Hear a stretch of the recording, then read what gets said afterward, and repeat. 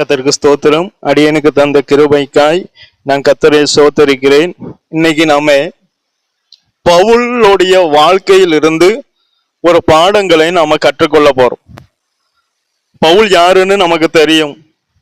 ரட்சிக்கப்படாதவர், தேவனை அறிந்தும் பரிசுத்தவான்களை சிறையிலே அடைத்தவர். அப்படிப்பட்ட பவுல் தன்னுடைய வாழ்க்கையை கிறிஸ்துவின் கரத்துல கொடுத்த போது தன்னுடைய வாழ்க்கையை கிறிஸ்துவை போலவே ஒரு பாடமாக மாற்றினார். அப்ப இயேசுவை அறிந்த நாம், இயேசுவை சொந்த இரட்சகராய் ஏற்றுக்கொண்ட நாம் ஏதோ பெயர் கிறிஸ்தவர்களாக இராமல் நம்முடைய வாழ்க்கையை கிறிஸ்துவை போல மாற்றணும். அதுதான் எதற்கு அர்த்தம்? கிறிஸ்தவர்கள் என்பதற்கு அர்த்தம். பவுல் இயேசுவை கண்டவன், நம்மை போல சொந்த இரட்சகராய் ஏற்றுக்கொண்டவன், இயேசுவே கிறிஸ்து என்று அறிக்கையிட்டவன் தான். ஆனா அவனுடைய வாழ்க்கைக்கும் நம்முடைய வாழ்க்கைக்கும் வித்தியாசங்கள் இருக்கு. பவுலினுடைய வாழ்க்கையில் இருந்து நான் கற்றுக்கொண்ட பாடங்களை நான் உங்களுக்கு கற்றுத்தாரேன். வாசிங்க 1 கொரிந்தியர் 11ஆம் அதிகாரம். 1 கொரிந்தியர் 11ஆம் அதிகாரம் 1ஆம் வசனத்தை வாசிங்க. நான் கிறிஸ்துவை பின்பற்றுகிறது போல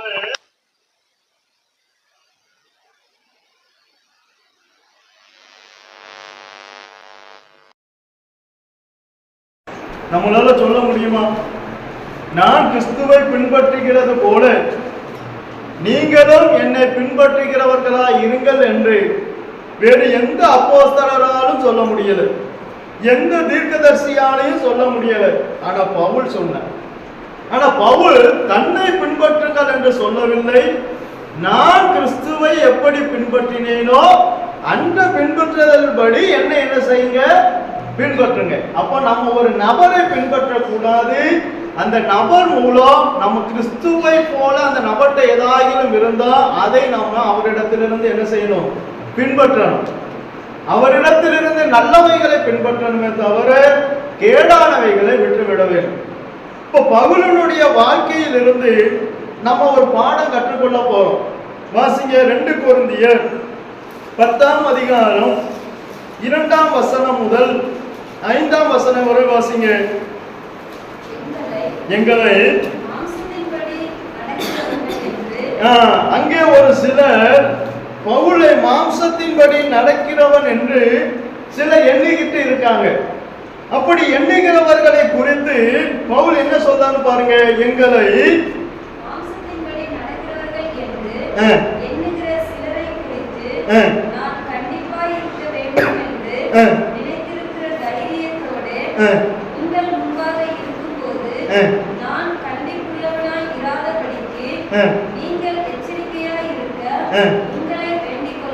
அப்போ ஒரு அப்போஸ்தலர் கண்டிப்புள்ளவனாய் இருப்பதும் பிரம்போடு வருவதும் அன்போடு வருவதும் அங்கே இருக்கிறவர்களை பொறுத்துதான் இருக்கு. ஆவியானவர் எப்படி வருவார் என்பது இங்க இருக்கிற நம்மை பொறுத்துதான் இருக்கிறது. எஸ்தர் வருகிறத பொறுத்துதான் அவன் மேல செங்கோல் நீட்டப்படணுமா இல்லையானால் வெளியே அனுப்பப்படணுமா என்பது இருக்கிறது. எஸ்தர் தன்னை சுத்திகரித்து வந்ததினாலே அவரை காண்கிற ராஜாவினுடைய கண்களில் எஸ்தருக்கு என்ன கிடைத்தது? கிருபை கிடைத்தது. அப்ப நம்ம எப்படி இருக்கிறோமோ அதற்கு தகுந்தாற் போலதான் ஆவியானவருடைய சுபாவம் நம்மில் இருக்கும். அததான் பவுல் சொல்றார். நான் உங்களிடத்தில் கண்டிப்புள்ளவனாய் இராதபடிக்கு நீங்கள் எச்சரிக்கையா இருக்க உங்களை வேண்டிக் கொள்ளுகிறேன். 3ஆம் வசனத்தை வாசிங்க. நாங்கள் மாம்சத்திலனா இந்த சரீரத்துல நடக்கிறவர்களா இருந்தோம். எங்களுடைய போர் மாம்சத்துக்குரியது அல்ல. நம்ம மாம்சத்தின்படி நடந்தாலும் நம்முடைய போர் ஆயுதம் எப்படி இருக்கு? மாம்சத்தின்படிதான் இருக்கு. ஆனா பவுலினுடைய ஆயுதம், அவன் பெற்ற ஆயுதம் மாம்சத்துக்குரியவைகள் அல்ல. அது எதற்குரியதுன்னு வாசிங்க. 4ஆம் வசனத்தை வாசிங்க.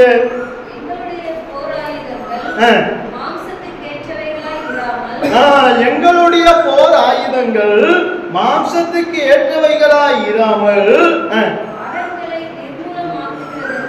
அரண்களை நிர்மூலமாக்குகிறதற்கு தேவ பலன் இருக்கு. அவன் வைத்திருக்கிற போர் ஆயுதத்துல மாம்சத்தின் பலன் இல்லை. மாம்சத்தின் பலன் ஒன்றுக்கும் உதவாது. அவர் வைத்திருக்கிற ஆயுதங்கள்ல தேவ பலன் இருக்கு. கோலியாத்து வைத்திருந்த ஆயுதத்திலையும் தாவீது வைத்திருந்த ஆயுதத்திலையும் என்ன இருக்கு? வித்தியாசம் இருக்கு. நம்மகிட்ட இருக்க வேண்டிய ஆயுதம் ஆவிக்குரிய போர் ஆயுதம் இருக்கு. அந்த போர் ஆயுதம் என்னவென்றால் ஜெபம். ஜெபம் என்கிற ஆயுதம் நம்ம கிட்ட கண்டிப்பா இருக்கணும். அதை வைத்துதான் நம்மளுக்கு அரண்களை என்ன செய்ய முடியும்? நிர்மூலமாக்க தேவ பலன். எங்க இரும்பு கதவு போட்டு பூட்டி வச்சிருக்காங்க பேதுருவை, யாராலையும் திறக்க முடியாது. எப்பேற்பட்ட பலசாலி வந்தாலும் திறக்க முடியாது. ஆனா சபையார் ஊக்கமா ஜெபிச்சா அந்த இரும்பு கதவை தானா திறக்கும். ஜெபத்துல தேவ பலன் இருக்கு.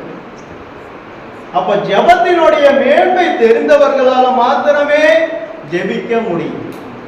ஜெபத்தினுடைய மேன்மை, இருட்டுக்கடை அல்வாவினுடைய ருசி தெரிஞ்சாதானே இருட்டுக்கடை அல்வா வேக தோணும். நான் சொல்ற சரிதானே? இருட்டுக்கடை அல்வாவினுடைய ருசி தெரிஞ்சாதான் அந்த இருட்டுக்கடை அல்வாவை வாங்கி சாப்பிடணும்னு தோணும். இருட்டுக்கடை அல்வா எங்க இருக்குன்னு கேட்குறீங்க. இதே போலதான் ஜபத்தினுடைய ருசி தெரிஞ்சாதான் ஜபம் பண்ணணும் எங்க எண்ணம் வரும். ஜபம் பண்ணி நம்ம ஒரு காரியத்தை மேற்கொள்ளும் போதுதான் அந்த ஜபத்தினுடைய மேன்மை நமக்கு தெரியும். அதெல்லாம் பவுல் இங்க சொல்றார், உங்களுடைய போர் ஆயுதம் மாம்சத்துக்குரியதா இருக்கக்கூடாது, எல்லாவற்றுக்காகவும் ஜபம் பண்ணுங்க. அந்த ஜபத்தினால இவர் எதையெல்லாம் மேற்கொண்டார்னு பாருங்க. 5ஆம் வசனத்தை வாசிங்க. தர்க்கங்களையும் தேவனை அறிகிற அறிவுக்கு விரோதமாய் எழும்புகிற எல்லா மேட்டிமையையும் நிர்மூலமாக்கி எந்த எண்ணத்தையும் கிறிஸ்துவுக்கு கீழ்ப்படிய நம்மிலிருந்து சில காரியங்களை மேற்கொள்ளாமல் இருக்கும் போது, என்னால இதை மேற்கொள்ள முடியல பாஸ்டர், என்னால இந்த சுவாபத்தை மேற்கொள்ள முடியல பாஸ்டர், என்னால இந்த சிந்தையிலிருந்து வெளியே வர முடியல பாஸ்டர் அப்படின்னு சொன்னா இந்த சிந்தையை கிறிஸ்துவுக்கு கீழ்ப்படுத்தும். அவருக்கு சிறைப்படுத்தும் போதுதான் இந்த சிந்தை நம்மளை மேற்கொள்ளாது. எந்த ஒரு மேட்டுமையும் நம்மளை மேற்கொள்ளாது. எந்த ஒரு தர்க்கமும் நம்மளை மேற்கொள்ளாது. அது நம்முடைய ஆவிக்குரிய ஜீவியத்தை ஸ்பாயில் ஆக்காது. அது நம்முடைய ஆவிக்குரிய காரியங்களை நம்ம விட்டு டல்லாக்காது. ஏன் டல்லாக்குதுன்னா, நம்ம என்ன செய்யல? தேவ பலனா இருக்கிற போர் ஆயுதங்களை நம்ம எடுக்கல. அந்த ஜபத்தினால இவ தர்க்கங்களையும் மன வேற்றுமைகளையும் நிர்மூலமாக்கி எந்த எண்ணத்தையும் கிறிஸ்துவுக்கு கீழ்ப்படிய சிறைப்படுத்துறார். இது யாரால முடியும்? அதனால்தான் பவுல் சொன்னார், இனி நான் அல்ல, கிறிஸ்துவே என்னில் பிழைத்திருக்கிறார். நான் கிறிஸ்துவை பின்பற்றுகிறது போல நீங்களும் என்னை பின்பற்றுகிறவர்களா இருங்கள். இதுதான் கிறிஸ்துவின் இடத்திலிருந்து பவுல் படிச்ச பாடம். பவுலின் இடத்திலிருந்து நம்ம படிக்கிற பாடம். எப்படி பாஸ்டர் கிறிஸ்துவின் இடத்திலிருந்து பவுல் இந்த பாடத்தை படிச்சார்? கிறிஸ்து அப்படியா இருந்தார். நீங்க யோவான் எழுதின சுவிசேஷம் 8ஆம் அதிகாரத்தை எடுங்க.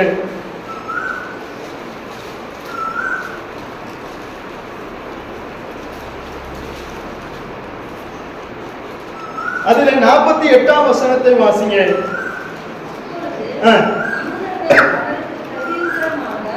நமக்கு 2 ஜனங்களால சோதனை வரும். ஒன்னு சுய ஜனம், இன்னொன்னு அந்நிய ஜனம். இயேசுவுக்கு சுய ஜனத்தினாலேயும் சோதனை வந்தது, அந்நிய ஜனத்தாலேயும் என்ன வந்தது? சோதனை வந்தது. இயேசுவுக்கு நடந்த சோதனையில ஒண்ணுதான் இது. யூதர்கள், அப்பொழுது அவருடைய யூதர்கள் தான், யூதர்கள் அவருக்கு பிரதியுத்தரமாக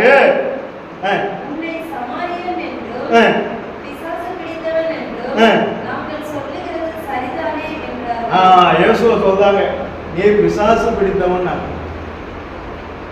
பிசாசு பிடித்தவன் இயேசுவ. அடுத்து என்ன சொன்னாங்க? 53ஆம் வசனத்தை வாசிங்க.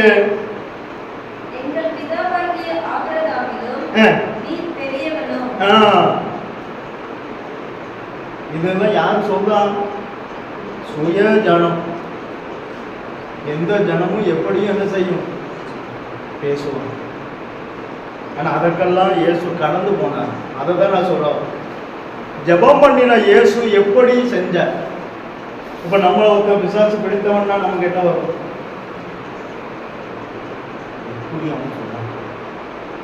நம்மள ஒருத்த நீ ஆபிரகாமிலும் பெரியவன் சொன்னா என்ன வரும்?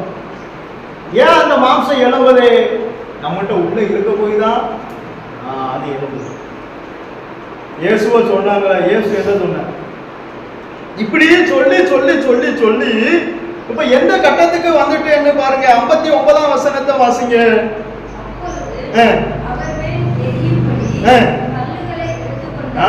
இயேசு மேல கல்லை எறிகிற அளவுக்கு வந்துட்டு தர்க்கமும் வாக்குவாதமும்.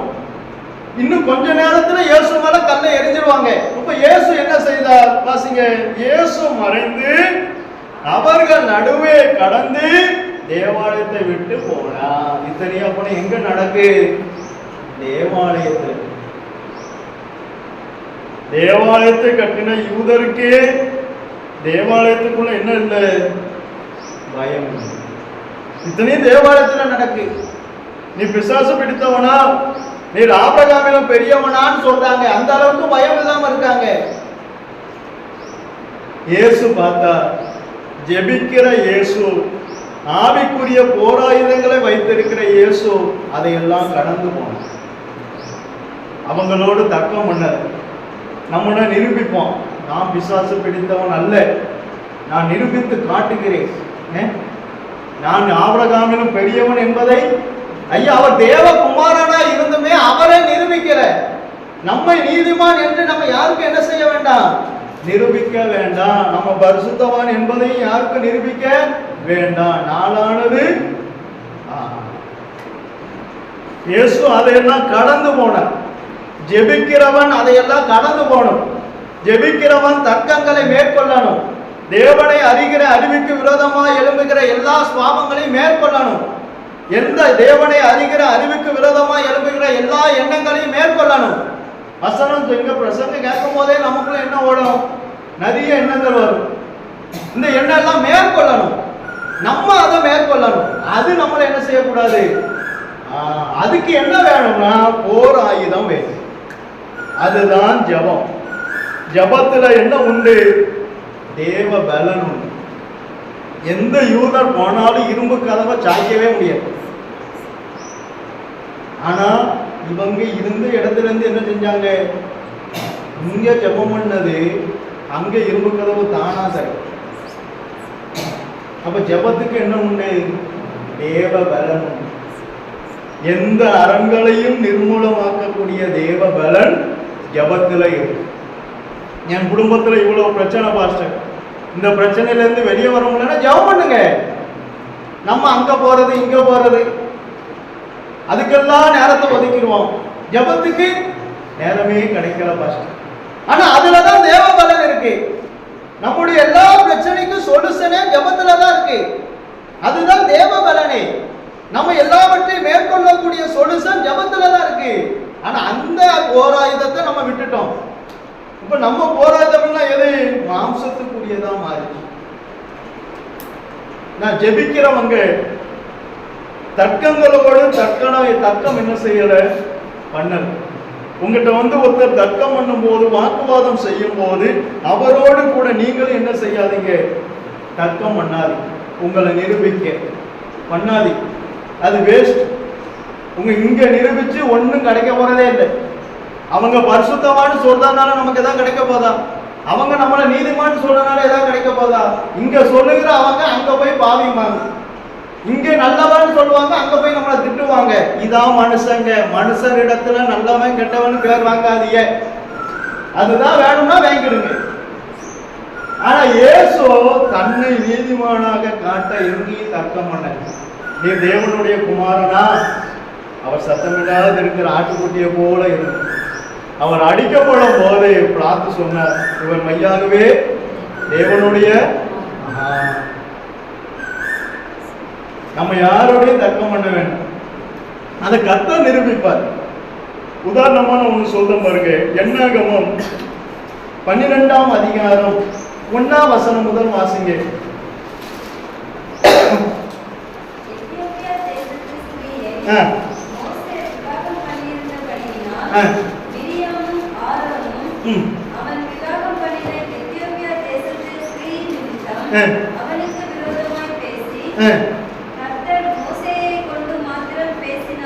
இது ரெண்டு பேரும் மோசேக்கு சகோதரர்கள்.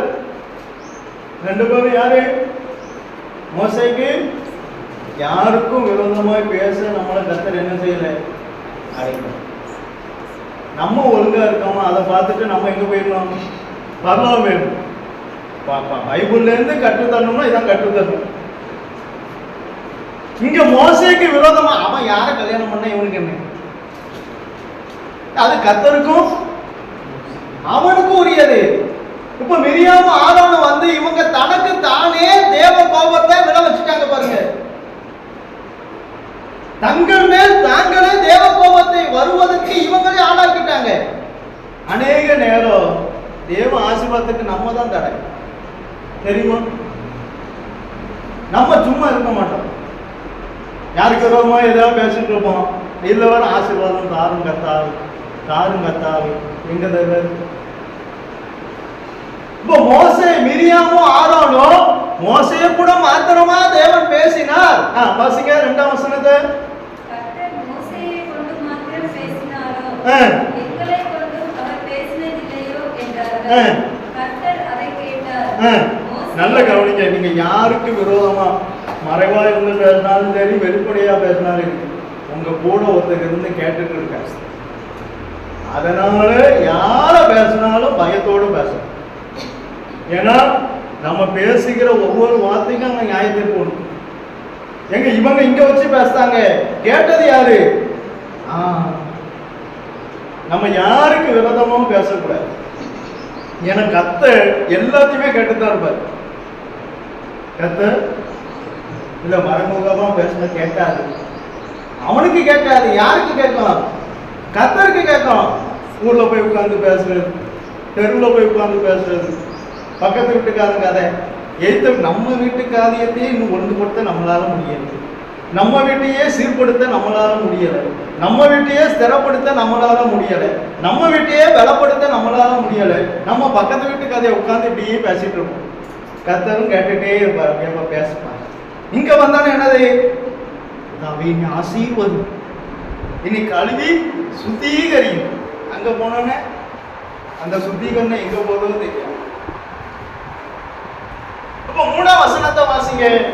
கர்த்தர் அதை கேட்டார். அடுத்து மோசேயானவன் பூமியில் உள்ள சகல மனிதரிலும் மிகுந்த சாந்த குணமுள்ளவனாய் இருந்தான். நம்ம யாரிடத்திலையும் இப்ப மோசே நினைச்சா தர்க்கம் பண்ணிருக்கலாமா இல்லையா?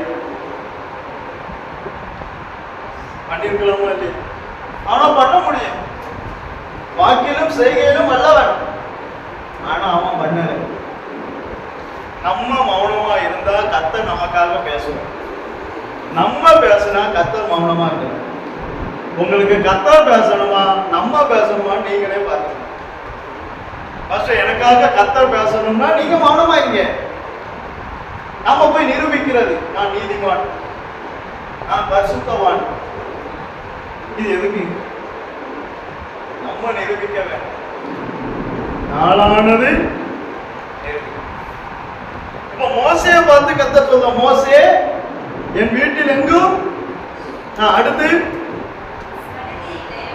கர்த்தர் மோசேயையும் ஆரோனையும் மிரியாமையும் நோக்கி, நீங்கள் 3 பேரும் ஆசரிப்பு கூடாரத்துக்கு புறப்பட்டு வாருங்கள் என்றார். 3 பேரும் போனார்கள். கர்த்தர் மேகத்தூணில் இறங்கி கூடார வாசலிலே நின்று நல்ல கவனிங்க. நம்ம யாருக்கு விரோதமா பேசினாலும் ஒரு நாள் கணக்கு கொடுக்கணும் கர்த்தருக்கு. அந்த கணக்கு இதுல இருக்கு. அதெல்லாம் ஒண்ணு கொடுக்க வேண்டியதில்லை. நான் பேசுவேன் அப்படின்னு பேசணும், அதுக்கு வசன ஆதாரம் இருக்கு. நம்ம யாருக்கு விரோதமா பேசினாலும் சின்னவனோ பெரியவனோ அவிசுவாசியோ விசுவாசியோ, ஊழியக்காரரோ யாரா இருந்தாலும், யாருக்கு விரோதமா பேசினாலும் அதற்கு நாம கணக்கு கொடுக்கணும். இப்ப கர்த்தர் கணக்கு கேட்காரு. அவங்களெல்லாம் கூப்பிடுதார், மோசே, ஆரோன், மிரியாம். அப்பவும் மோசே பேச, அப்பவும் மோசே கூட தன்னை நிரூபிக்க பேசுறது. அப்ப கூப்பிட்ட போது என்ன நடந்தது வாசிங்க.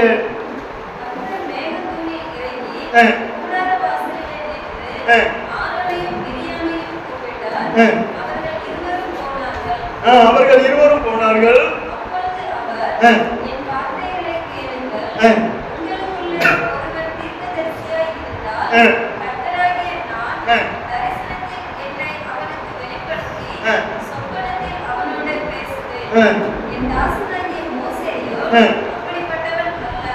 நீங்க அப்படிப்பட்டவன் அல்ல என்பதை யார் நிரூபிப்பார்? கர்த்தர் அவர்களுக்கு நிரூபிப்பார். நம்ம போய் நான் அப்படிப்பட்டவன் அல்லன்னு மோசே சொல்லவே இல்லை. அடுத்து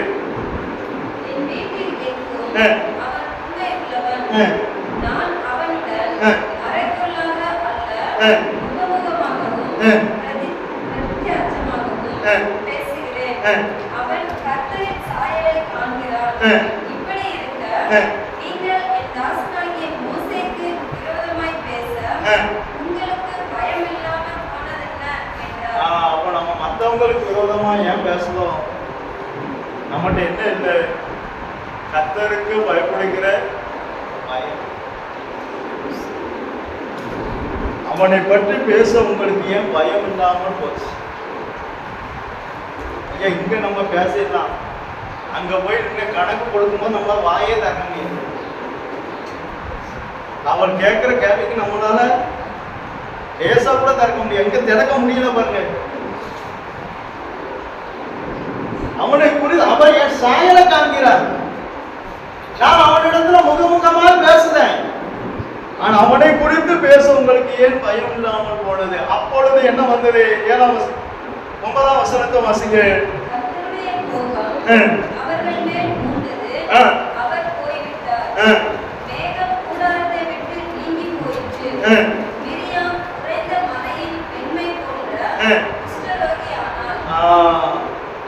அந்த மேகம் இருக்கிறவரதான் நமக்கு பாதுகாப்பு. அந்த மேகம் அந்த கூட்டம் நடக்கும். அந்த கூட்டம் நடக்குது. கரண்ட் வந்துட்டு மேகம் இருக்கிற வரைக்கும் தான் பாதுகாப்பு. கர்த்தர் கோபம் வந்த உடனே பிரசன்னம் விலகிட்டு குஷ்டரோகி ஆனார். இப்ப இந்த கோபத்துக்கு யார் காரணம்? கர்த்தருடைய கோபம் இவங்க மேல வருவதற்கு யார் காரணம்? நம்ம என்ன சொல்றோம்? இவன் தான் காரணம், பக்கத்து வீட்டு காரணம், இவன் தான் காரணம். நம்ம காரணத்தை தூக்கி அவங்களையா போட்டோம். ஆனா கர்த்தருடைய கோபம் நம்ம மேல வர நம்ம தான் காரணம். மிரியாம் மேல கர்த்தருடைய கோபம் வர யார் காரணம்? நான் சொல்ல முடியும். ஏன்னா நம்ம அப்படிதான் இருக்கு. யாரு காரணம்? மிரியாம் தான் காரணம். யாருக்கு விரோதமாகவும் இந்த வாயை திறக்காது. அதனாலதான் தாவீது சொன்னான், கர்த்தாவே என் வாய்க்கு என்ன செய்யும்? காவல். இப்ப சவுல் இங்கதானே இருக்கான், உன் கையில பட்டயம் இருக்க, நீ கொள்ளலாமே. வேண்டாம், நான் ஒரு நாள் என்ன செய்யணும்? கர்த்தருக்கு அந்த பயம் அவன்கிட்ட இருந்தது. சவுல் அபிஷேகம் நஷ்டமாயிட்டு அவங்க பின்வாங்கி போயிட்டானே, அவனுக்கு விரோதமா நம்ம பேசிடுவோம். அவன் பேசல. என் மேல அபிஷேகம் இருக்கு, கர்த்தர் தந்த அபிஷேகம் இல்ல, எனக்கு இவ்வளவு வரம் இருக்கு, எனக்கு இவ்வளவு கிருபை இருக்குன்னு அவன் பேசல. அவன்கிட்ட பயம் இருந்தது. ஐயா, எவ்வளவு கிருபை இருந்தாலும், அபிஷேகம் இருந்தாலும், வரம் இருந்தாலும், தேவனுக்கு பயப்படுகிற பயம் நம்ம கிட்ட கண்டிப்பா இருக்கு. எங்க ஒரு அவிசுவாசியை பாருங்க, ஒரு இந்துவை பாருங்க, கோயில் சாமியார் விரோதம் பேச முடியாது. ஏன் தெரியுமா? அவன்கிட்ட அந்த பயம்.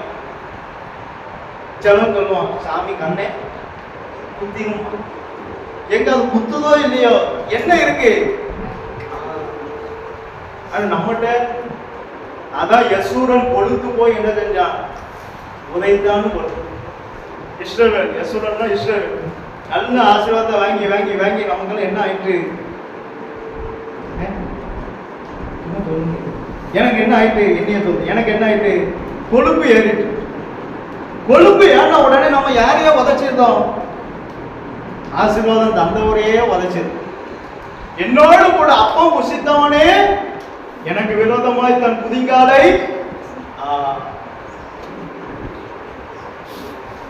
நம்முடைய ஆயுதம் மாம்சத்துக்குரியவைகளாய் இருக்கக்கூடாது. யாரு நமக்கு விரோதமாய் பேசினாலும் குதிகாலையை தூக்கினாலும் நம்முடைய ஆயுதம் ஜபமாக மாத்திரமே இருக்க. உங்களை துன்பப்படுத்துகிறவர்களுக்காகவும் ஜபம் பண்ண. அவங்கள மறுபடியும் நான் துன்பப்படுத்தணும். இது எதுக்கு? என் சொந்தக்காரன் வெட்டிட்டான், அவனை நான் வெட்டணும். எதுக்கு? உங்களை துன்பப்படுத்துறாங்களா அவங்களுக்காக உட்கார்ந்து ஜெபம் பண்ணுங்க. அப்படித்தானே போட்டு ஜெபம் தான் நம்முடைய ஆயுதம். இந்த காரியத்தை ஒருவன் செஞ்சான். அவனை நான் சொல்ல பாருங்க. சங்கீதம் 109 சங்கீதம் 109 சங்கீதத்தை எடுத்துக்கொள்ளுங்க.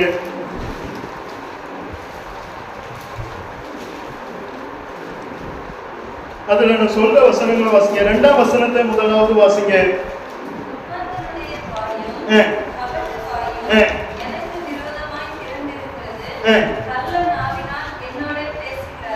மூணாம் வசனம் வாசிங்க.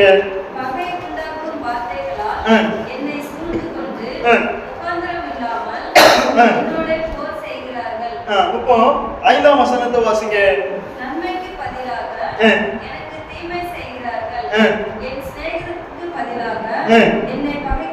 இத்தனை காரியம் செஞ்சாங்க. யாருக்கு? தாவீது. தாவீதுக்கு விரோதமா துன்மார்க்கனுடைய வாய் திறந்திருக்கு, கபட்டு வாய் திறந்திருக்கு, கள்ளநாவு திறந்திருக்கு, பகை உண்டாக்கும் வார்த்தை திறந்திருக்கு, முகாந்தரம் இல்லாமல் போர் செய்தாங்க, நன்மைக்கு பதிலா தீமை செய்தாங்க, சிநேகத்துக்கு பதிலா பகைக்காங்க. இத்தனை காரியம் அவனை சூழ்நிலைக்கு நம்ம என்ன செய்வோம்? இந்த சிச்சுவேஷன்ல நம்ம என்ன செய்வோம்? வந்தாதானே தெரியும்.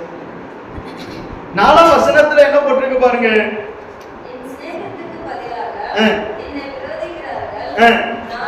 நானோ, அதான் வித்தியாசம். அவங்க பேசுறாங்க, இவங்க பேசுறாங்க, ரைட். நீ என்ன பேசுற? நீ என்ன செய்த? அதுதான் கர்த்தருக்கு முக்கியம். அவங்க எனக்கு விரோதமா பேசுறாங்க, சரி. இவங்க எனக்கு விரோதமா பேசுறாங்க, சரி.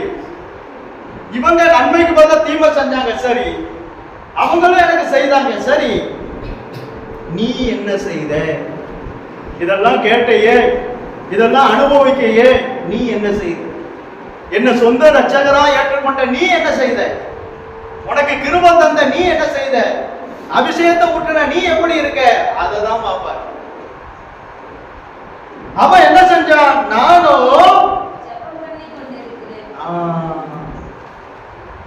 போய் யுத்தம் பண்ண வேண்டியதானே? அவன் உனக்கு விரோதமா இவ்வளவு பேசுதான, போய் யுத்தம் பண்ணு. அவனோட போய் தர்க்கம் பண்ணு, அவனோட வாக்குவாதம் பண்ணு. நீ நீதிமான் என்று நிரூபி, நீ பரிசுத்தமான் என்று காட்டு, உன் மேல அபிஷேகத்துக்கு நிரூபி. அது எதுக்கு? நான் என்ன செய்தேன்? ஜெபம் பண்ணேன். அப்பந்தான் எனக்கு கிருபை வருது, என் பாத்திரம் நிரம்பி வருது. அவங்க பேசாங்க, நானும் பேசினா எனக்கும் அவங்களுக்கு என்ன இல்லை? இயேசுவை சொந்த ரட்சகரா ஏற்றுக்கொண்ட நமக்கும் மற்றவர்களுக்கும் வித்தியாசம் என்ன இருக்கணும்? வித்தியாசம். நானும், அதான் ரொம்ப முக்கியம். அண்டர்லைன் பண்ணணும். பேனா வச்சிருக்கிறவங்க அந்த அண்டர்லைன் பண்ணணும். நானும் ஜபம் பண்ணி கொண்டு இருக்கிறேன். தாவீதை அவங்க அப்படி பேசுறாங்களே, பேசட்டும். தாவீதை இவங்க இப்படி பேசுறாங்களே, பேசட்டும். தாவீதை அவங்க தீமை செய்தாங்களே, செய்யட்டும். நீ என்ன செய்ய? அவங்க என்னமும் செஞ்சுட்டு போட்டோம். தான் வெட்டின குழியிலே தானே யோசேப்பு ஒண்ணும் செய்யல, ஜெபம் தான் பண்ண. யோசேப்பு ஒண்ணுமே செய்யல, ஜெபம் தான் பண்ண. எங்கேயுமே நம்ம தர்க்கம் பண்ணக்கூடாது, வாக்குவாதமும் பண்ணக்கூடாது. சில நேரம் நம்ம நிரூபிக்கணும், அப்படி மாம்சம் எழும்பும். என் மேல தப்பு இல்லைங்கிறத நிரூபிக்கணும், மாம்சம் என்ன செய்யும்? வேண்டவே வேண்டாம், பேசாம ஜெபம் பண்ணுங்க. கத்தருக்கு எப்படி அவர் ஒன்றா என்ன செய்வார்? இந்த மிரியாம கூட்டம் மாதிரி அவர் கூப்பிடுவார். அப்போ அவர் கேட்கிற கேள்விக்கு அவங்களால என்ன செய்ய முடியாது. நீங்கள் சும்மா இருங்கள், உங்களுக்காக கத்தர் யுத்தம், நமக்காக அவர் யுத்தம் பண்ணா நம்ம சும்மா தான் இருக்கோம். இல்லை, நான் தான் யுத்தம் பண்ணணும்னா அவர் அங்க சும்மா இருக்கு. எங்க எல்லாரும் கல்லறிதாங்க ஸ்தேவானே. தேவாங்க மலகால் பாடிட்டு, பிதாவே என் ஆவியை உம்முடைய கரத்திலே, அங்கே அவர் எழுந்து நிக்க. எங்க ஜெபம் பண்ணுகிறவனுக்காக கர்த்தரே எதிர்த்து நிற்பாரு. நம்ம ஒன்றும் செய்ய வேண்டாம். நம்ம ஆயுதம் அரண்களை நிர்மூக்கமாக்கக்கூடிய தேவ பலன் உள்ள ஜெபம் தான். எதுக்குனாலும் ஜெபம் பண்ணுங்க. பக்கத்து வீட்டுக்காரன் பிரச்சனை பண்ணிட்டே இருக்கான், ஜெபம் பண்ணுங்க. எய்த்த வீட்டுக்காரன் பிரச்சனை பண்ணிட்டே இருக்கான், ஜெபம் பண்ணுங்க. அவன் என்னை முன்னேறவே விட மாட்டேங்கான், ஜெபம் பண்ணுங்க. அதெல்லாம் பண்ண மாட்டான். அதை தவிர மற்ற எல்லாமே நம்ம ஆயுதங்கள். பவுல் வாழ்க்கையில அவர் வைத்திருந்த ஆயுதம் ஜெபம் தான். அவர் நினைச்சா தர்க்கம் பண்ணலாம். அவர் கொஞ்ச நேரம் பேசினா போதும், இந்துவும் கிறிஸ்தவனா மாறிடுவான், அவ்வளவு கிருபை இருக்கு. ஆனா அவன் தர்க்கம் பண்ணல. தேவனை அறிகிற அறிவுக்கு விரோதமா மேட்டிமை எழும்புது, அதை இவன் மேற்கொள்ளணும் என்பதற்காக ஜெபம் தான். தேவனை அறிகிற அறிவுக்கு விரோதமாய் சிந்தனைகள் எழும்புது, அதை இவன் மேற்கொள்ளணும் என்பதற்காக ஜெபிக்கான். நம்ம எதுக்காகவும் ஜெபிக்கிறது கிடையாது, கவலை மட்டும் பட்டுக்கிட்டே இருக்கு. இப்படி ஆயிட்டு பாஸ்டர், இப்படி ஆயிட்டு பாஸ்டர், ஏன் ஜெபம் பண்ணுங்க, அது காதலே இல்லை. ஜெபம் பண்ணுங்கன்னு சொன்னா, ஏன்னா அதான் நமக்கு என்ன செய்யாது. நீங்க பிலிப்பியர் 4ஆம் அதிகாரத்தை எடுங்க, அதுல 6ஆம் வசனத்தை வாசிங்க.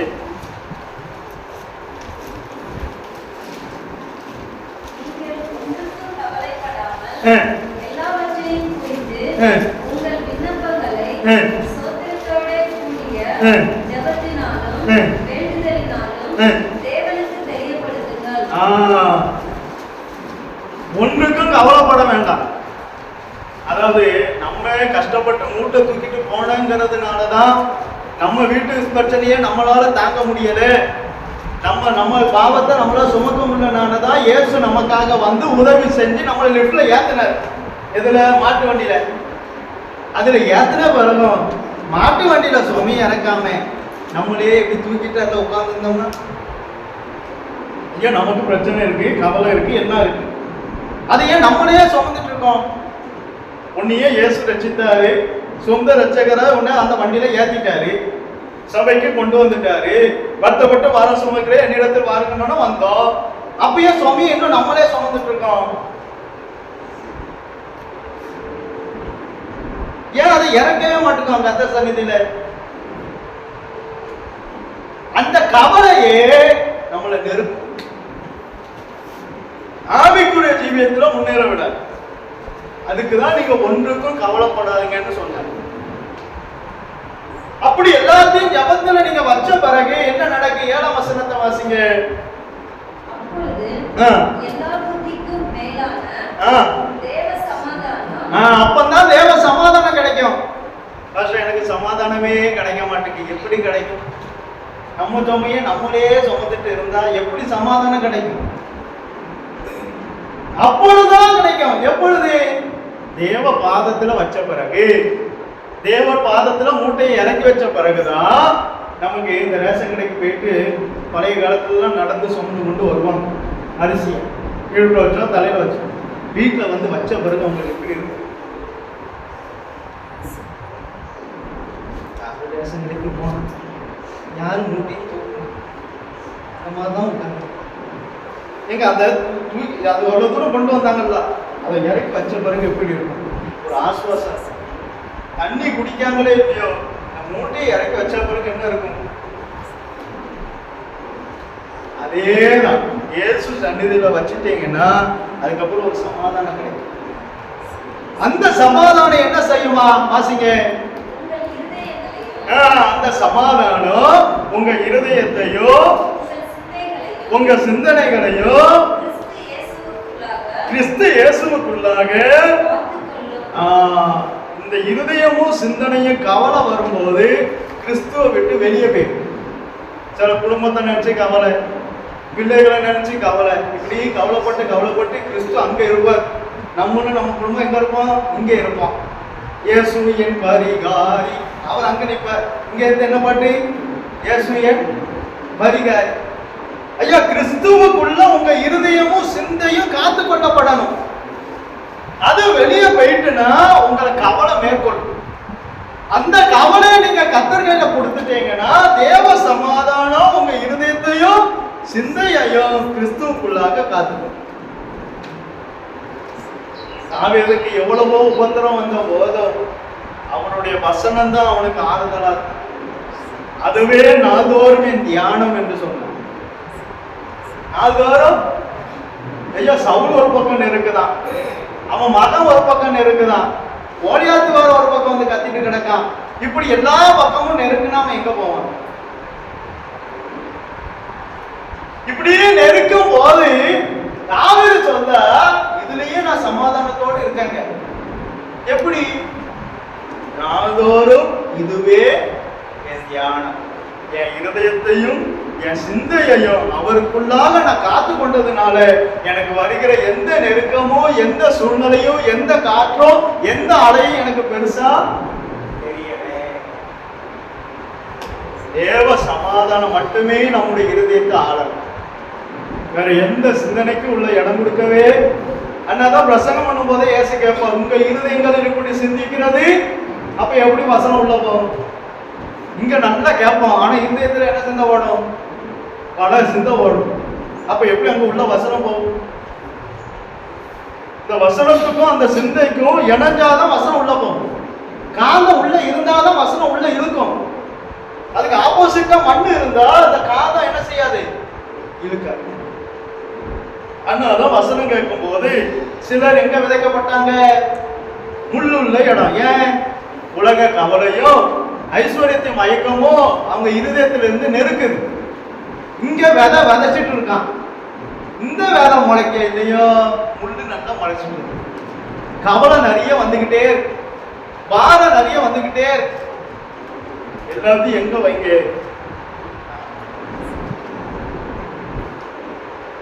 அடுத்த ஒரு உதாரணம் சொல்ல பாருங்க. 1 சாமுவேல் 1ஆம் அதிகாரம் 1 சாமுவேல் 1ஆம் அதிகாரம் 6ஆம் வசனமும் 7ஆம் வசனமும் வாசிங்க.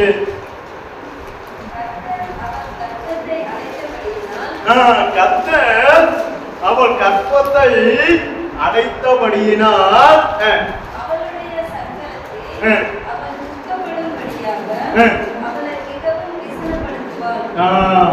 ஒருத்தருக்கு குழந்தை இல்லைன்னு அவங்கள போட்டு பாடா படுத்துது. அது எதுக்கு? நமக்கு இவளுக்கு குழந்தை இருக்கு, குழந்தை இல்லாதான் ஜெபிக்க வேண்டியதானே. இத்தனைக்கு கிறிஸ்தவங்க வெண்ணினான். நமக்கு பேரெல்லாம் நல்லா வைப்போம் பத்தியெல்லாம், ஆனா பேருக்கு ஏத்த மாதிரி ஒரு ஸ்வபாவமும் நம்மகிட்ட இருக்க. பேர் என்னது? யோவான். இன்னும் ஒரு அருமையான பேர். பேதுரு இன்னும் ஒரு அருமையான பேர். பவுல் இன்னும் ஒரு அருமையான, ஆனா அவனுக்கும் ஊழியத்துக்கும் சம்பந்தமே இருக்க. பேர் என்ன பேரு? பவுல். ஆனா ஊழியத்துக்கும் அவனுக்கும் சம்பந்தமே இருக்கு. அதேதான் இங்க வெண்ணினார் பேரு. ஆனா ஜீவியம் கிறிஸ்தவ ஜீவியம் இல்லை. நம்ம பேருதான் கிறிஸ்தவ பேரு. பேருதான் என்ன பேரு? Rebecca, Esther, Ruth. ஆனா ஜீவியம் அதே மாதிரியா இருக்கு. ஐயா, பேர் இருந்தா அவன் பேர் எப்படியா அவனும் அப்படியே இருந்தாதான் கொடுக்கும். நம்ம பேர் எப்படியோ அப்படிதான் நம்மளும் இருக்கணும். ஆகாஷ்னா ஆகாசம் போல இருக்கணும், சிமியோன்னா சிமியோன் போல இருக்கணும், காலை போனா காலைக்கு மாதிரி இருக்கணும். ஆனா இங்க பெண்ணினார் ஆனா கிறிஸ்தவ பேருக்கு தகுந்தாற் போல கிறிஸ்தவ ஜீவியம் பேர் என்ன பேரு? அதிசயம் சாமுவேல். இன்னும் ஒரு அருமையான பேர். ஆனா ஜீவியம் இல்லைங்களா? அதுக்கையும் வச்சுட்டு பேர் என்னது? அதிசயம் சாமுவேல். பேரு கிறிஸ்தவ பேரு, ஜீவியம் இல்ல, கிறிஸ்தவத்துல இல்லையே. அதனாலதான் ஜீவிய கிறிஸ்தவத்துல இல்லாததுனாலதான் இன்னும் மத்தவங்களையே பார்க்க சொல்லுது. அவங்களுக்கு ஏன் குழந்தை இல்லை, அவங்க ஏன் ஆசீர்வதிக்கப்படலை, இவங்க ஏன் இன்னும் முன்னேறல, அது எதுக்கு? நமக்கு பாஸ்ட் கவலைப்பட்டவங்க ஒரு காரணம் இருக்கு. அவங்க ஏன் இன்னும் முன்னேறல, அவங்க ஏன் இப்படி இருக்காங்க, இவங்க ஏன் இப்படி இருக்காங்க, கத்தட்ட கேட்காத ஒரு காரணம் இருக்கு. பக்கத்துல உட்காந்துக்கிட்டு இவர் ஏன் முன்னேற மாட்டேங்க, அது எதுக்கு? நமக்கு அவங்க ஜெபம் பண்ண வேண்டியதானே. இப்ப அண்ணாளுக்கு குழந்தை இல்லைன்னே கத்த நமக்கு ஒரு வாசல் அடைச்சோடனே என்னெல்லாம் கேட்க வேண்டியது பார்த்தீங்கன்னா, இந்த உலகம் அப்படி இருக்கு. ஒருத்தரையும் சும்மா விட மாட்டான், வாட்டில் பார்வனையும் சும்மா விட மாட்டான், சும்மா உட்கார்ந்ததையும் சும்மா விட மாட்டான், எல்லாத்தையும் பிடிச்சி இழுத்து பேசுறது. இப்ப அவன் கற்பத்தை கத்தர் அடைச்சாட்டாருன்னா பெண்ணினாளுக்கு பிள்ளை இருக்கு. பெண்ணினாளுக்கு பிள்ளை இருக்கணும்னு ஜீவியம் மாற்றப்படும். நமக்கு எவ்வளவு ஆசீர்வாதம் இருந்தாலும் நம்ம ஜீவியம் மாறி இருக்கணும். எனக்கு 10 பிள்ளை இருக்கு, ஒரு பிரயோஜனம் இல்லை, ஆனா ஜீவியம் சரியில்லையே. எனக்கு இவ்வளவு ஆசீர்வாதம் இருக்கு, ஜீவியம் மாறலையே. எனக்கு இவ்வளவு மேன்மை இருக்கு, ஜீவியம் மாறலையே. எனக்கு இவ்வளவு உயர்வு இருக்கு, ஜீவியம் மாறலையே. 10 பிள்ளை இருந்தாலும் ஜீவியம் மாறலன்னா ஜீரோ தான். பெண்ணினாளுக்கு பிள்ளைகள் இருந்தது, ஆனா ஜீவியம் மாறல. ஆனா அண்ணாட்ட ஒண்ணும் இல்லை, ஆனா ஜபம் இருக்கு. நம்மகிட்ட ஒண்ணு இல்லைனாலும் ஜபம் இருக்கா? அந்த ஜபத்தை வச்சே நம்ம எல்லாத்தையும் மேற்கொள்ளலாம். ஜபத்தை வச்சே எல்லாமே வாங்கிடலாம். நீங்க அது வாங்கணும் இது வாங்கணும்னு நினைச்சா பேசாம உட்காந்து ஜெபம் பண்ணுங்க. அதுக்காக என்ன செய்யுங்க? ஜெபம் பண்ணுங்க. பிள்ளை வாங்கினா வாங்க முடியுமா? ஜபத்தினால முடிஞ்சது. ஜபம் தேவ பலன் உள்ளது. உள்ள இருக்கிற கற்பத்தை கூட திறந்துட்டு வரும். ஜபத்துக்கு அவ்வளவு வளமா இருக்குங்க. ஜபம் எப்படிப்பட்டது? தேவ பலன். ஜபம் தேவ பலன். ஜெபிச்சாலே வேற ஒண்ணும் தேவை. உங்களின் ஞானம் ஒருவனுக்கு குறைவா இருந்தால் அவன் யாவருக்கும் சம்பூர்ணமாய் கொடுக்கிற தேவனிடத்துல கேட்க கடவன். ஜெபம் பண்ணுங்க, ஞானம் வரும். ஆனா என் பிள்ளைக்கு ஞானம் இல்லை, ஜெபம் பண்ணாதான் வரும். மோசைய யோசுவா போய் ஜெபம் பண்ண சொல்லு, அந்த ஜெபத்துலதான் ஞானம் போகும். மோசேக்குள்ள இருந்த ஞானத்தின் ஆவி மோசே யோசுவா தலை மேல வச்சு ஜெபம் பண்ணும் போது அந்த ஆவி கைவலியும். அந்த கிருபை இங்கேருந்து இறங்கும். இந்த கிருபை நம்ம மேல இருக்கிற ஆவி அங்க போனோம்னா அந்த கைவலியெல்லாம் எனக்கு சொல்லி தந்தது சொல்லு. ஜபத்தின் மூலம்தான் இங்க இருக்கிற ஞானம் அங்க போகும். அதனாலதான் சொல்லுவோமே, பிள்ளைகள் மேல கைய வச்சு ஜெபம் பண்ணுங்க சொல்ல காரணம். பிள்ளைகள் மேல எப்போதுமே நைட்டு கைய வச்சு நான் இன்னும் ஜெபம் பண்ணி தான் பண்ணுவேன்.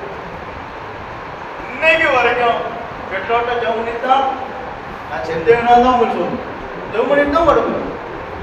ஏன்னா அது நமக்கு நல்ல நல்ல காரியங்களை நம்ம படிச்சுக்கிறோம். நல்ல காரியங்களை படிச்சுக்கணும். எத்தனை வயசானாலும் நம்ம பெற்றோர் கையை நம்ம தலையில வச்சு ஒரு தடையா கேட்கணும். அதுக்காண்டி ரட்சிக்கப்படாத அம்மாவா இருந்தா போய் தரையை என்ன செய்யக்கூடாது, கொடுத்துடக்கூடாது. அதையும் ஜாக்கிரதையா இருக்கு. பாஸ்டர் தான் ஜெபம் பண்ண சொல்றாங்க, நானும் நம்பி போய் ஜெபம் பண்ணேன் அப்படின்ற கூடாது. யார்கிட்ட ஜெபம் பண்ண அதுவும் இருக்கு. இப்ப வெள்ளி நாளுக்கு என்ன உண்டு? நல்ல ஆசீர்வாதம் உண்டு. அண்ணனுக்கு குழந்தை. இவ ஆலயத்துக்கு போகும் போதெல்லாம் இவளை व्यसனப்படுத்துவாளா? ஆனா இவ பதிலுக்கு व्यसனப்படுத்தினாளா? பதிலுக்கு ஏதாவது சொன்னாளா? நம்மளா இருந்தா என்ன செய்வோம்? இந்த பாரு பெரியனாலே வீட்டு ஓடிட்டு இருக்காதே. ஜெபிக்கிறவ என்ன செஞ்சாங்க? ஜெபிக்கிறவ ஆலயத்துல போய் ஜெபிச்சா.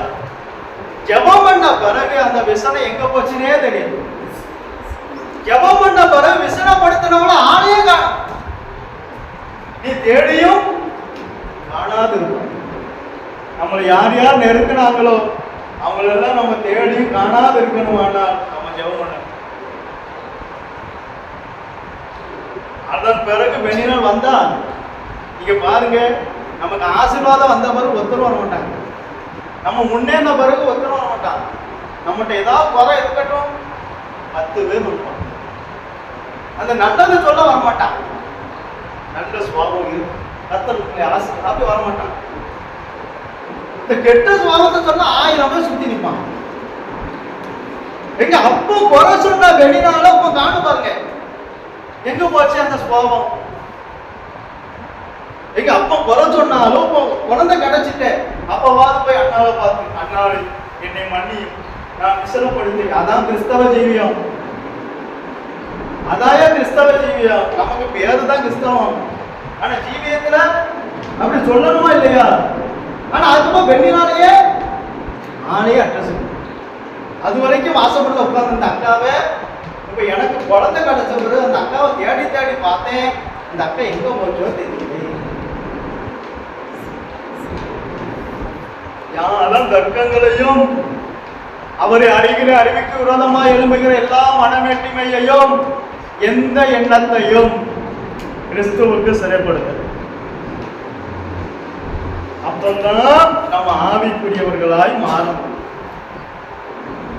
பவுல் தேவனிடத்திலிருந்து கற்றுக்கொண்ட ஒன்றை தீமோத்தேயுக்கு கொடுங்க. நீங்க தேவனிடத்திலிருந்து ஒரு காரியத்தை கற்றுக்கொண்டா யார்ட்டையாவது சொல்லணும், கற்றுக் கொடுக்கணும். அதனாலதான் பவுல் சொல்றோம், நான் ஒரு சத்தியத்தையும் உங்களுக்கு மறைத்து வைக்கலாம். நல்ல தகவல். அவருக்கு கொடுத்த எல்லா சத்தியத்தையும் எழுதி வச்சு ஒரு சத்தியமும் மறைக்கப்படும். எல்லா சத்தியத்தையும் சொல்லி கொடுத்தார். அதான் தகவல். அப்ப பவுல் கற்றுக்கொண்டதை இப்ப தீமோத்தேயுக்கு கொடுக்காது பாருங்க. வாசிங்க 2 தீமோத்தேயு 2ஆம் அதிகாரம். 2 தீமோத்தேயு 2ஆம் அதிகாரம்.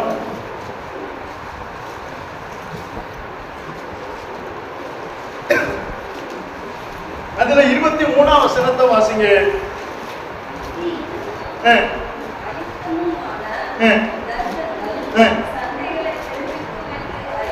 அப்ப ஏன் தர்க்கம் பண்ணுகிறவர்களோடு நம்ம தர்க்கம் பண்ணக்கூடாது என்றால், அந்த தர்க்கம் சண்டைகளை பிறப்பிக்கும் என்று அறிந்து நான் பண்ண ஜபத்தை நீயும் பண்ணு. நான் தர்க்கம் பண்ணாம இருந்தனால நீயும் தர்க்கம் பண்ணாத. அந்த தர்க்கங்களுக்கெல்லாம் என்ன செய்? விலகி. அப்பதான் நம்முடைய ஆவிக்குரிய ஜீவியத்தை நம்ம என்ன செய்ய முடியும்? காத்துக்கொள்ள முடியும். தர்க்கம் பண்ணுகிறவர்களோடு தர்க்கம் பண்ணாமலும் வாக்குவாதம் செய்கிறவர்களோடு வாக்குவாதம் செய்யாமலும் இருந்தால், நம்ம அதற்கு விலகி இருந்தால் நம்முடைய ஆவிக்குரிய ஜீவியத்தை நாம் என்ன செய்யலாம்? காத்துக்கொள்ளலாம். இந்த கற்றுக்கொண்ட காரியத்தை நல்ல கவனிக்க. பவுல் கற்றுக்கொண்ட காரியத்தை இப்ப தீமோத்தேயுக்கு கொடுத்துட்டேன். இப்ப தீமோத்தேயு கற்றுக்கொண்ட சத்தியத்தை இப்ப தீத்துக்கு கொடுக்க பாருங்க. தீத்து 3ஆம் அதிகாரம் 9ஆம் வசனத்தை வாசிங்க. அப்ப தர்க்கம் எதனால வருது? புத்தியினத்தினால வருது. புத்தியினமான தர்க்கங்களையும் வம்ச வரலாறுகளையும் சண்டைகளையும் நியாயப்பிரமாணத்தை குறித்து உண்டாகிற வாக்குவாதங்களையும் விட்டு விலகு. அவைகள் அப்பிரயோஜனமோ வீணுமாயிருக்கும். அப்போ பவுல் தீமோத்தேயுக்கு கற்றுக் கொடுத்தார், தீமோத்தேயு தீத்துக்கு கற்றுக் கொடுத்தார். அப்ப நம்ம எப்படி வாழணும் என்பதை நம்ம தேவனிடத்தில் இருந்து கற்றுக்கொள்ளணும். நம்ம கற்றுக்கொண்ட பாடத்தை நம்ம பிள்ளைகளுக்கு இப்படி வாழணும் கற்றுக் கொடுக்கணும். பிள்ளைகளை இப்பவே என்ன செய்யணும்? நல்ல காரியங்களை கற்றுக் கொடுத்தோம். அப்பா வீட்டுல இருப்பாரு, அப்பா சொல்லுவார் வயக்காடு போயிட்டேன்னு சொல்லு. உடனே இவன் எங்க அப்பா வயக்காடு போயிட்டு, நல்ல காரியம். என்ன காரியம்? நல்ல காரியத்தை கற்றுக் கொடுப்போம். ஐயா பவுல் கற்றுக்கொண்ட நல்ல காரியத்தை தான் யாரு கற்றுக் கொடுத்தா? உதாரணமா தான் சொன்னேன். யாரு கற்றுக் கொடுத்தா? தீமோத்தேயுக்கு. இப்ப தீமோத்தேயு கற்றுக்கொண்ட நல்ல காரியத்தை யாரு கற்றுக் கொடுத்தா? தீத்துக்கு. ஆனா நம்ம பிள்ளைகளுக்கு காய்ச்சல் இல்லைனாலும் டீச்சர்கிட்ட காய்ச்சல் சொல்லி லீவ் போட்டு நல்ல காரியம். இதே தான் எல்லாத்தையும் யூஸ் பண்ணிக்குவோம். ரைட்டு, அன்னைக்கு ஒரு சாக்கு போக்கு வந்தவங்க நம்ம தான் நம்ம பிள்ளை சாக்கு போக்கே கற்றுக் கொடுக்க மத்தியில ஏதாவது ஒன்று சொல்லி லீவ் போட்டேன் அப்படின்னு நம்ம தான் சொல்லுதோம். அவனை லீவ் போடுன்னு நம்ம தான் சொல்லுவோம். நல்ல காரியங்களை நம்ம பிள்ளைகளுக்கு என்ன செய்யணும்? பவுல் அதான் எதுக்கு விலகி இருக்கணும், யாருக்கு விலகி இருக்கணும், எதுல உடன்பட்டு இருக்கணும், அதெல்லாம் கற்றுக் கொடுக்க. அதை கற்றுக் கொடுக்கும் போது அதை கீழ்ப்படித்து செஞ்சாதான் ஆசீர்வாதம். இல்லை நான் கீழ்ப்படிய மாட்டேன், நான் இப்படிதான் இருப்பேன், ஒன்றும் நம்ம ஆவிக்குரிய ஜீவியத்தில் முன்னேறவே சில விலகி இருக்க வேண்டிய காரியத்துல விலகிதாங்க இருக்கு. துன்மார்களுடைய ஆலோசனைக்கு நடவாமல்னா நடக்காம இருக்கணும். பாவிகளுடைய வழியில நிக்க கூடாதுன்னா நிக்காம இருக்கணும். பரியாசக்காரன் உட்கார இடத்துல உட்காராதனா உட்காரக்கூடாது. அவனை அடிக்காதனா அடிக்க கூடாது. கெட்டவத்தை பேசாதனா அதை செஞ்சாதான் ஆசீர்வாதம். ஆபிரகாம் என் சொல்லுக்கு கீழ்ப்படிந்து சத்தத்தை கேட்டதுனால நான் ஆபிரகாம் ஆசீர்வதிக்கல. ஆபிரகாம் என் சத்தத்தை கேட்டுட்டு அவன் சந்தோஷப்பட்டதுனால நான் ஆபிரகாம் ஆசீர்வதிக்கல. அவன் என் சத்தத்தை கேட்டு அதற்கு கீழ்ப்படிந்து, அதான் ஆண்டவரே தான் போகும் இடம் இன்னதென்று அறியாமல் புறப்பட்டு போனான். ஆபிரகாமே நீ ஆசீர்வாதமாய். கீழ்ப்படிதலுக்கு வரக்கூடிய பலன் எவ்வளவு ஆசீர்வதிக்கப்பட்டாலும் அவன்கிட்ட மாறாத ஒண்ணு கீழ்ப்படிது. எவ்வளவு நம்மளை விட அவன் ஆசீர்வதிக்கப்பட்டாங்க. சகல காரியத்திலும் ஆசீர்வதிக்க போது சகல காரியத்திலும் அவன் தசமம் கொடுத்தான். அதனால சகல காரியங்களையும் கர்த்தர் அவனை ஆசீர்வதிக்க ஆசீர்வதிக்க அந்த கீழ்ப்படிதல் மாறவே இல்லை. எவ்வளவு ஆசீர்வாதம் வந்தாலும் உண்மையில இருதயம் மாறல. எவ்வளவு ஆசீர்வாதம் வந்தாலும் கீழ்ப்படிதல் மாறல. எவ்வளவு ஆசீர்வாதம் வந்தாலும் தாழ்மை மாறல. நம்மகிட்ட கொஞ்சம் ஆசீர்வாதம் வரட்டும், நான் கொடுக்க மாட்டேன். இந்த 10 ரூபா இருந்தா கொடுத்துரும். ஒரு 100 ரூபா வந்தா அதை 10 ரூபா கொடுத்துரும். ஒரு 10,000 வந்தா அந்த ஒரு 1000 ரூபாயும் கொடுத்துருவோம். ஒரு 1 லட்சம் வந்தா 10,000 கூட கொடுத்துருவோம். ஒரு 1 கோடி வரட்டும், 1 லட்சம் கொடுக்கணும். நமக்கு இந்த 1000 ரூபாய் கொடுக்கவே என்ன வராது? என்ன வராது? மனசு வராது. ஒரு 10,000 ரூபாய் சம்பளமும் வைங்க, அதில் ஒரு 1000 ரூபாய் எடுக்க முடியாது. இந்த 1000 ரூபாய் கொடுத்தது எனக்கு எவ்வளவோ செலவு இருக்கு கரெக்டா, அப்படியாப்பா அப்படின்னு அவன் பார்த்துட்டே இருப்பார். இந்த 1000 ரூபாய வேலை எதுலையாவது உரியவர் கரெக்டா சொல்றாரு. காரணம் அனுபவப்பட்டது.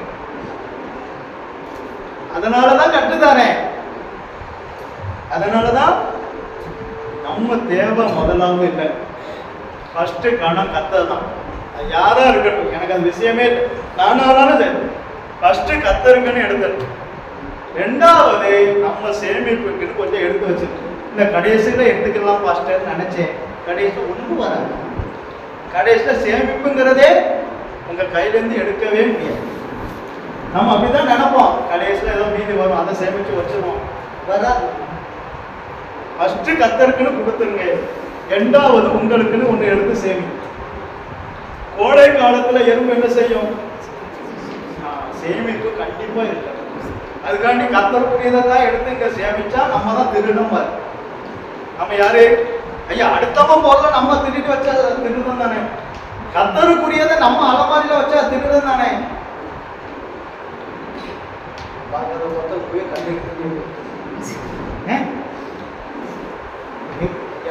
பக்கத்துல பக்கத்து வீட்டுக்காரன் ஒரு பொருள் வச்சிருக்கான், அதை இப்படின்னு நைஸா எடுக்கன்னு வைங்க, என் பாக்கெட்ல இருக்குன்னா நான் யாரு?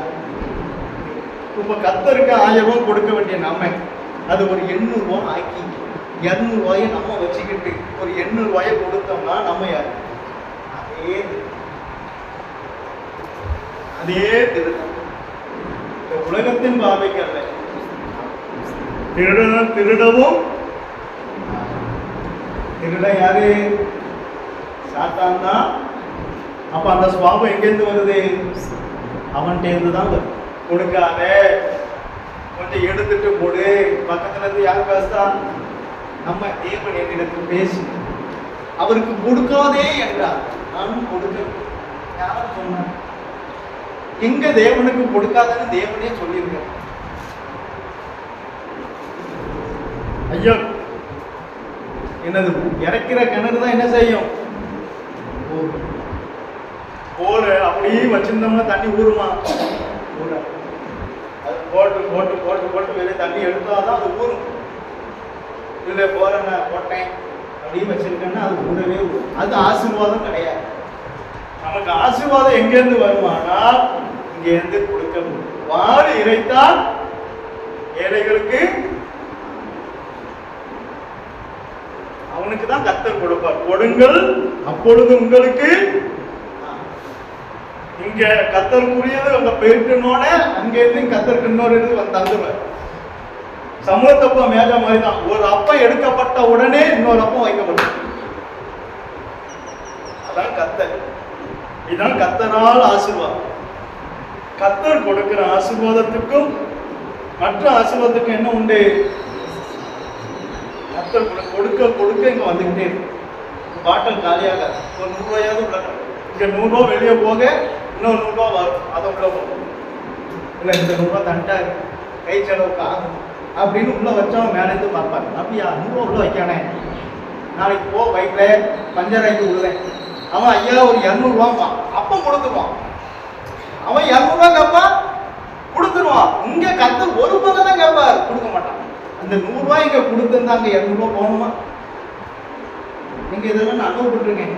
கர்த்தர் என்கிட்ட பேசுனது அதுதான் சொல்லித்தாரேன். அன்னிலிருந்து நான் மாறினேன். 100 ரூபாய் அங்க கொடு, இது என்கிட்ட நீ 100 ரூபாய் கொடுத்திருந்தா இங்க நான் 200 ரூபாய் குடிங்கிருப்பா. அவரால் கொடுக்கவும் முடியும், எடுக்கவும். கர்த்தர் கொடுத்தார், கர்த்தர் அப்ப அவரால் ரெண்டு முடியும். அதனால என்ன செய்யணும்? ஓர் ஆயுதம் கற்பிக்கப்படும். நான் கிறிஸ்துவை பின்பற்றுகிறது போல நீங்களும் நம்முடைய கிறிஸ்தவ வாழ்க்கை மற்றவர்களுக்கு ஒரு பாடமா மாறும். அதுதான் கிறிஸ்தவ வாழ்க்கை. ஏதோ நான் சர்ச்சுக்கு போனேன் அதுல இல்லை, அதுல அந்த சந்தோஷமே வராது. நம்ம வாழ்க்கை மற்றவங்களுக்கு ஒரு பாடமா மாறும். நம்ம வாழ்க்கை மற்றவங்களுக்கு ஒரு பாடம். அதான் பவுலினுடைய வாழ்க்கை. இயேசுவை கண்டவனுடைய வாழ்க்கை, இயேசுவை தரிசித்தவனுடைய வாழ்க்கை. ஆண்டவரே நான் என்ன செய்ய? இப்படிப்பட்ட பவுல் எங்க சீறி போனவன் யாரு வந்தாலும் போட்டு வெட்டிட்டு போயிடுவான். அப்படிப்பட்ட சவுலு இப்ப தக்கம் ஒத்தம் பண்ண வரும்போது இப்படி நிக்கான். நம்மனா என்ன பார்ப்போம்? அவனா பார்க்க மாட்டாங்க. நமக்குன்னா என்ன வரும்? எங்க சீறி போனாங்க. இப்ப இயேசுவை கண்ட உடனே அந்த சுவாம ஜீவியம் எல்லாம் எங்க போச்சு? இப்ப யார் அடிச்சாலும் இப்படிதான் நிற்பான். கிறிஸ்துவின் அன்பை விட்டு என்னை பிரிப்பவன், அந்த அன்பு அவனை மாத்து. கிறிஸ்துவின் அன்புக்கு அவ்வளவு வல்லமும். அன்பு எந்த மனுஷனையும் மாற்றும். அன்பு கிறிஸ்துவினுடைய அன்பு, கிறிஸ்துவினுடைய அன்பு எந்த மனுஷனையும் மாற்றும். சவுளையே பவுல மாத்திட்டு, சவுளுக்கு இந்த ஜீவி என்ன, பவுலுக்கு இந்த ஜீவி என்ன, அவனையே அப்படி தலையெல்லாம் மாத்திட்டேன், நம்மளை மாத்தாது. அதான் அந்த அன்பு ஊற்றப்படும். ஆதியில் நீ என் மேல் கொண்டிருந்த அன்பை, அதனால சுவாபம் மாறிட்டு, அவ்வளவுதான் வித்தியாசம். ஆதியில இருந்த அன்பு இப்ப இல்லாததுனால சுவாபம், ஆதியில இருந்த சுவாபம் தேவன் மேல அவ்வளவு அன்பு வைப்போம். இப்ப அந்த அன்பு இல்லை. பிள்ளை மேல போயிருக்கும், அல்ல மனைவி மேல போயிருக்கலாம், அல்ல சொந்தக்காரங்க மேல போயிருக்கலாம், யார் மேலேயாவது அந்த அன்பு போயிருக்கலாம். அப்படி போன பிறகு சுபாவம் மாறிடுச்சு. அதனால அப்ப இருந்த அண்ணனா அப்ப இருந்த சுபாவம் வேற இப்ப இருக்கிற காரணம் என்ன? ஆதில இருந்த அன்பு ஆதில இருக்கும்போது தாழ்ந்த இருப்போம். அந்த அன்பு போன பிறகு என்ன? ஆதில இருக்க ஆதி அன்பு இருக்கும்போது கீழ்ப்படிதல் இருந்தது. இப்போ எல்லாம் காரணம் அன்பு போயிட்டு எல்லாம். அதனால அன்பு சகலத்தையும் அன்புக்கு இருமாப்பு, அந்த சுபாவமே வித்தியாசம். அதான் கிறிஸ்துவினுடைய அன்பு. ஜெபிப்போம். நல்ல பிதாவே, உம்மை துதிக்கிறோம் கர்த்தாவே. எதற்குமே தகுதி இல்லாத எங்களை உங்களுடைய சன்னதியை நீ கூட்டி சேர்த்த தயவுக்காய் உங்கள் ஸ்தோத்திரம் அப்பா. நீர் எனக்கு கொடுத்த வார்த்தையை நான் அவர்களுக்கு அப்படியே கொடுத்தேன். அதனால் நான் பூமியிலே உம்மை மகிமைப்படுத்தினேன். இன்னமும் மகிமைப்படுத்த கிருபைதார். வந்த ஒவ்வொருவரை நீர் ஆசீர்வதியும். உம்முடைய நாமம் மாத்திரம் மகிமைப்படட்டும். இயேசுவின் நாமத்தினால் ஜெபங்கேளும் ஜீவனுள்ள நல்ல பிதாவே, ஆமென். என் ஆத்துமாவே கர்த்தரை ஸ்தோத்திரி, என் முழு உள்ளமே பரிசுத்த நாமத்தை ஸ்தோத்திரி. என் ஆத்துமாவே கர்த்தரை ஸ்தோத்திரி, கர்த்தர் செய்த சகல உபகாரங்களையும் மறவாதே. ஆமென். கர்த்தராகிய இயேசு கிறிஸ்துவினுடைய கிருபையும் பிதாவாகிய தேவனுடைய அன்பும் பரிசுத்த ஆவியானவருடைய ஐக்கியம் இன்றும் என்றும் எப்போதும் அவர் வருகை வரை நாம் அனைவரோடும் கூட இருப்பதாக. ஆமென்.